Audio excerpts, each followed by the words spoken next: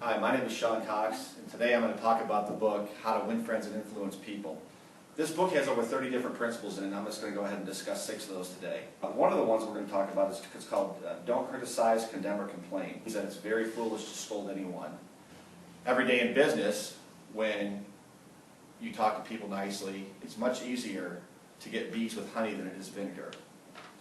Criticism is futile because it puts people on the defensive. Whenever you try to criticize somebody, they're automatically going to argue with you and try to tell you how you're wrong. So it's one thing that you should stay away from. One of the stories I read in the book is about a company CEO had a bunch of workers that were outside building a building. None of them were wearing their hard hats. So rather than going outside and asking them why they weren't wearing their hard hats, he went outside and asked them, do the hard hats feel uncomfortable? Do they not fit your head? You know, what's the story? And what they said is no. Said, well, tell you what, if you guys could, I'd appreciate it if you wear the hard hats, because if something falls on your head, you're going to die. And I don't want nothing to happen to any of you. He went back outside a couple hours later because he did it nicely, didn't criticize or complain. Everybody had their hard hats on. Abraham Lincoln, one of the greatest presidents of all time, had a bad habit before he became president of writing letters that criticize and condemn people. He did this so much that another politician before he became president challenged him to a duel. Thank God he didn't go through with the duel. If he would have cost him his life because he didn't know what he was doing. Once he became president, he made a habit out of writing a letter and then not sending it to the person.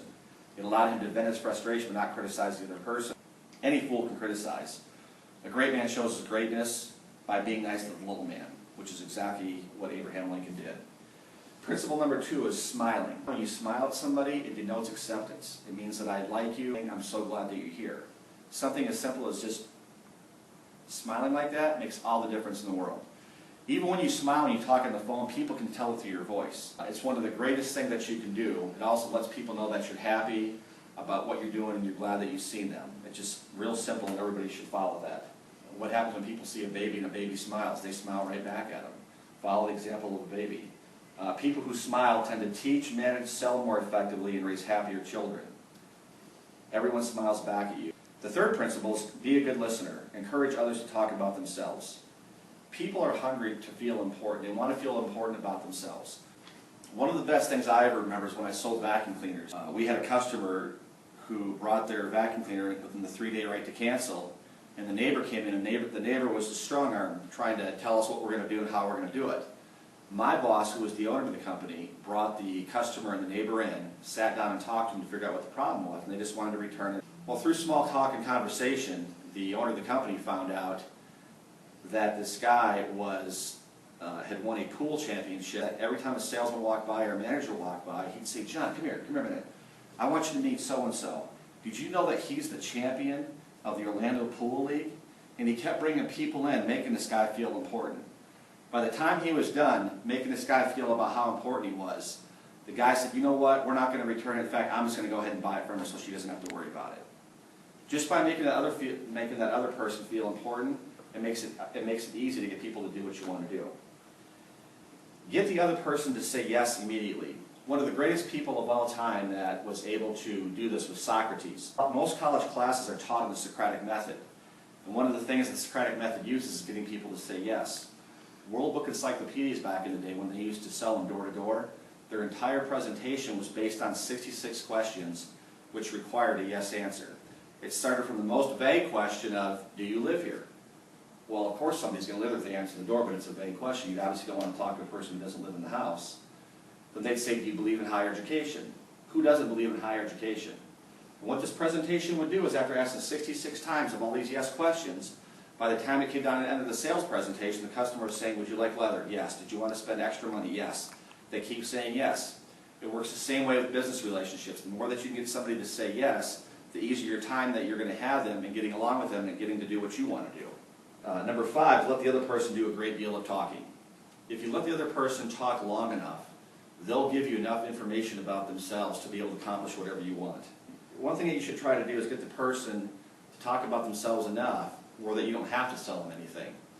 One of the stories I heard a long time ago was a salesman went in to sell fabric to the president of the company of General Motors. And it was the president of the company, the purchasing agent, and 2 other people in the room. The problem was that the salesman had laryngitis and lost his voice. He couldn't speak, so he couldn't sell anything. That made it a little bit difficult. And he tried to talk, and kept trying to talk, and it didn't work. And as he kept trying to talk, he'd write it down on a piece of paper. He wrote down, "I have laryngitis, I'm sorry, but I can't speak." So the president of the company got up and started talking to the other people about all the products and stuff that he had and how great the fabric of his material was. And the salesman just kind of sat back in the corner, nodding his head and agreeing with him. When it came down to it, when all the people went ahead and presented all their products to the president of the company and the other people there, and he got the biggest contract he ever had in his entire life, just by letting the other person talk and not being able to speak himself. People always want to talk about themselves. That's why the most important word in anybody's language is I. The more that you can get the customer talking about themselves, the easier it is to sell them, and eventually they'll tell you exactly how to sell them without you having to figure out what it is.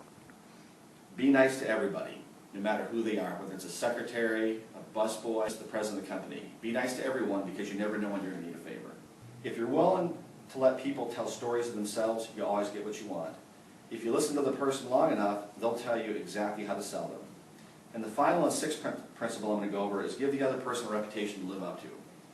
Let's say, for example, that you walk into a store and you buy something and you have to return it. And the store has a policy, we're not going to return it, it's worn, I don't care what happened. Well, if you argue with them like most people, they're not going to return anything and you're not going to win. If you build that person up to a reputation, and here's how you would do it. You'd walk in and say, "I love this store. You guys make the greatest clothes, you have the greatest stuff, your prices are phenomenal. You know, every time I buy something, it's always quality. I have this one little problem, and I know you guys are going to help me out and take care of this for me, so I don't have to suffer an economic loss. What can you go ahead and do for me?" Now, if you're talking to the manager and you build that manager up to that kind of a reputation, do you think he's going to say, "No, sir, I'm sorry, we can't help you"? No, of course not. He's going to go ahead and try to do everything he can because you gave him a reputation to live up to. Once again, this is about how to win friends and influence people. Thank you for listening and have a great day.